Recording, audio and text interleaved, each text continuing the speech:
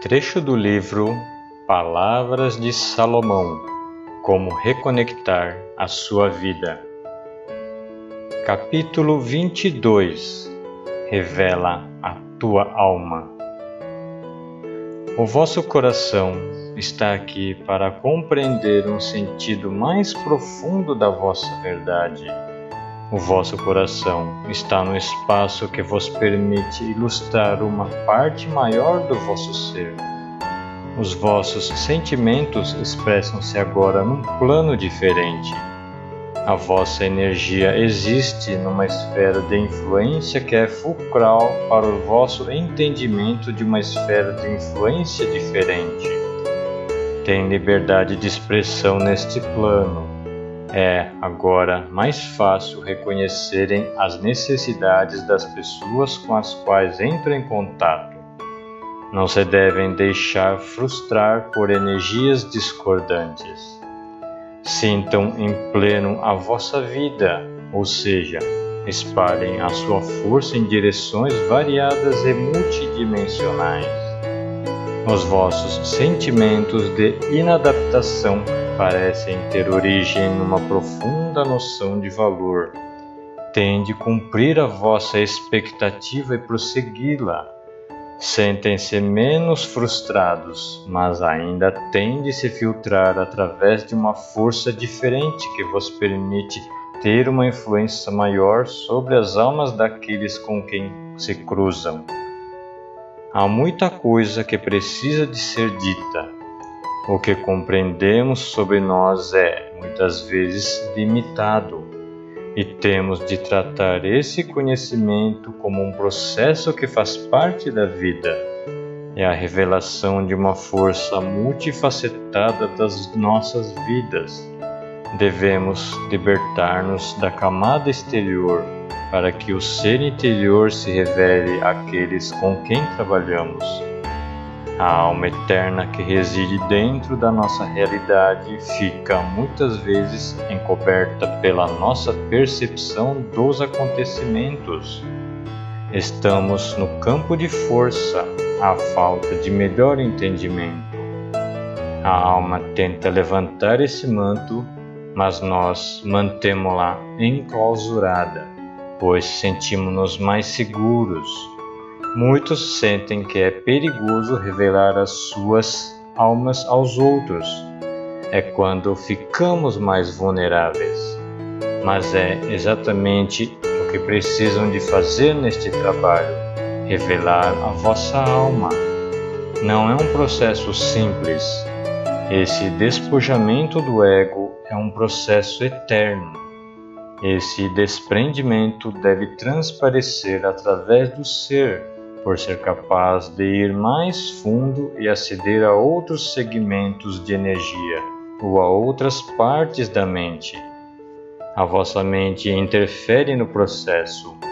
O ato de revelação da alma, essa exposição da vossa energia de base, essa luz pura, é a alma no seu mais idílico estado. Uma vez que essa força resplandeça sem ser refratada pelos vários estados de espírito, poderá fluir de forma mais direta, sendo assim mais fácil controlar a sua amplitude, porque é essa amplitude que se direciona para o ser com quem estão a trabalhar. O padrão vibratório, a frequência, funde-se com a outra pessoa. Todos operamos em formas de frequência diferentes. Assim, para que se estabeleça verdadeiramente o contato e para que haja uma ligação direta, as frequências têm de se corresponder. Por vezes, ao mais pequeno indício de frustração, as frequências distorcem-se ligeiramente. E assim começa a estática na vossa mente e no ambiente que vos rodeia. Se a vossa frequência não coincide com a da outra pessoa, há trabalho de afinação a fazer. Uma vez que permitam a vossa mente, a essa pureza desprovida de ego, transparecer, Ela será o denominador comum que permite a fusão automática da vossa frequência com a da pessoa a quem estão a proporcionar a cura. O vosso trabalho neste processo é o de desmascarar as defesas, despir a mente, largar os mecanismos de controle, desprenderem-se das técnicas que utilizam neste plano existencial. Abandonem tudo isso. Deixem que faça parte de um exterior que não tem nada a ver convosco e apresentem a vossa alma naquela sala. Será suficiente. Essa energia é a linguagem universal do cosmos. É imediatamente compreendida e intrinsecamente sentida. Em muitos casos, nestes planos de energia, o ego representa a identidade. É ele que lhe imprime a forma e a individualidade essenciais ao seu funcionamento neste plano. Temos alguma dificuldade em compreender o conceito de que somos todos um. E se compreendêssemos que somos um, não passaríamos pelas lições que têm de ser vivenciadas. O ego confere a identidade para que cada um possa aprender suas lições a partir de um ponto de vista muito específico, como se cada um observasse a situação a partir de uma janela diferente. A moldura da janela é o ego. Estabelece o formato através do qual se observa uma situação de uma perspectiva determinada muito concreta. É como se houvesse a perspectiva do horizonte e a visão do universo inteiro. O ego torna-se o telescópio através do qual se observam aspectos muito específicos desse universo. Dependendo do grau de consciência, o ego determina o que é observável por essa lente, se a imagem é nítida, difusa, cor-de-rosa, ou se a luz é refratada através de um mecanismo distorcido. O que praticam e processam é essa capacidade de olharem por esse telescópio para um aspecto deste plano de forma límpida e desobstruída. Essa lição passa a fazer parte desta experiência que se realiza através do ego, que é esse telescópio em observação desse evento específico neste plano e que dele extrai a lição, que passa a fazer parte da experiência maior. Assim, o ego é algo mais. É um veículo que permite experienciar a identidade de um ponto de vista muito específico. Em última instância, é a lembrança de algo passado há muito tempo. É a recordação de quem realmente somos, daquilo a que pertencemos. E essa é uma parte da lição. Parte da lição é nascer com um telescópio, mas nascer com ele e ganhar sabedoria através da observação de determinados eventos, de forma a que ele, a certa altura, se torne supérfluo. Podemos treinar a vida de forma a ver sem ele e consegui-lo, mas começamos por focar-nos em coisas específicas. Eventualmente, a alma quer ver mais, quer ver o cosmos, dependendo do que vimos até então. Imaginem que observam uma sucessão de eventos e que a determinada altura dão de caras com uma experiência estranha e peculiar, como a morte de alguém, sem que compreendam por que razão esse alguém morreu, e em seguida vem um casamento ou alguém a andar de comboio ou a falar ao telefone sem saberem quem, onde ou porquê. Uma série de ocorrências descontextualizadas através do vosso telescópio. Eventualmente, chega a um ponto em que decidem espiritualmente que querem ver mais em simultâneo. Eu sei que há uma perspectiva maior que eu quero observar. Preciso de compreender isto e aquilo e aquele outro, e já não consigo fazê-lo a partir deste ponto de vista limitado, através desta técnica. Já tive a experiência dessa perspectiva, mas agora quero experienciar de forma integral. Quero ver sem me cingir àquela parte específica da minha vida. E, por isso, começo a procurar uma forma de conseguir perscrutar essa visão mais ampla. Nesse processo, tem de pousar o telescópio e confiar que terão acesso a esse panorama alargado, olhando com a própria alma.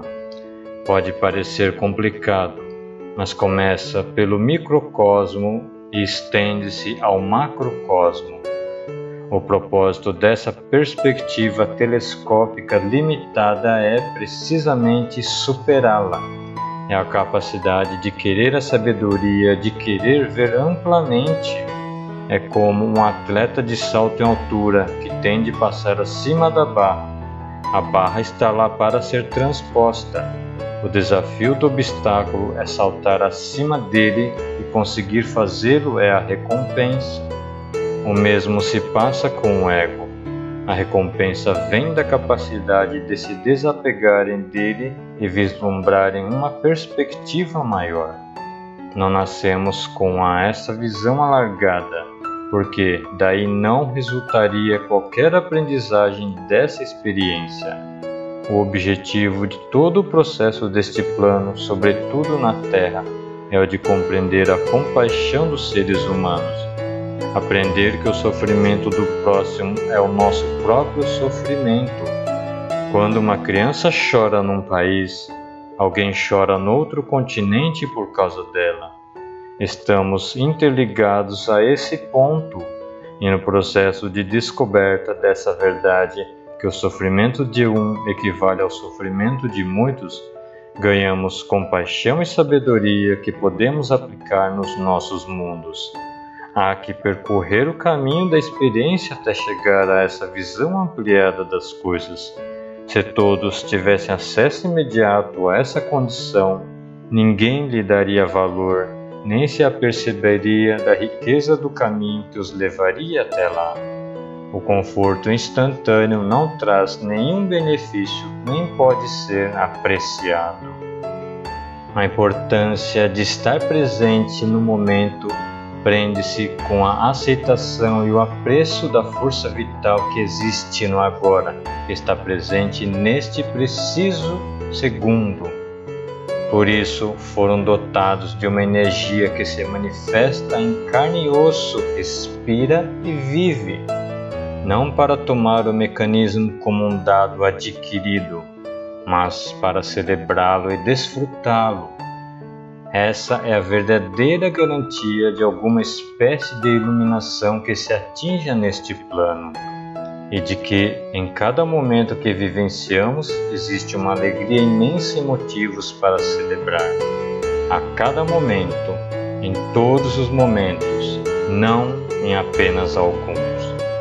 De certa forma, catalogamos os momentos que consideramos extraordinários, sejam eles de alegria ou tristeza. Dividimos-los em categorias de experiências desejáveis e indesejáveis. Não existem experiências indesejáveis se lhe abrirem as vossas almas. Cada experiência contém uma semente de incrível sabedoria, se for colhida, se for valorizada. Muitas vezes descartamos coisas que achamos já não nos serem úteis, sem olharmos atentamente para elas ou reconhecermos a incrível sabedoria contida em cada experiência. Emitimos muitos julgamentos, e isso vem do ego. Tudo depende de onde focamos a lente do nosso telescópio e para onde projetamos a nossa luz. Há muitas razões pelas quais as pessoas ficam doentes. De um ponto de vista psicológico, poderíamos falar de uma transferência de energia, mas, na verdade, a experiência do sofrimento está, muitas vezes, interligada com aqueles que vos rodeiam. Faz parte da lição que vem aprender. Alguém que esteja a passar pela debilitante experiência de um cancro tem algo a aprender nesse processo, e essa lição foi especificamente escolhida quando vieram para este plano. Estavam por isso cientes de que isso faria parte da sua passagem por aqui, que esta seria uma das suas experiências. Mas este é um tipo de doença que muitas vezes serve de lição aos que rodeiam a pessoa que a contrai. Alguém que esteja profundamente doente consegue, com frequência, atingir um profundo estado de clareza sobre si mesmo se escolher experienciar a doença dessa forma, descobrindo um apreço renovado pela própria vida e por tudo o que, até então, tomava como certo. Dá-se uma reavaliação de valores e prioridades ao longo da experiência. Muitos nunca chegarão a aprender a lição de agradecer cada dia que vivem neste plano. Cada lufada de ar que respiram é um grande feito, é algo de infinita alegria e beleza. Em parte, trata-se de um processo em que as pessoas aprendem a estimar a sua natureza. Por outro lado, também acontece que a pessoa venha a sentir-se melhor do que nunca após recuperar de um período de doença, como se despejasse toda a energia negativa nesse processo, como se fizesse uma limpeza funda em si mesma.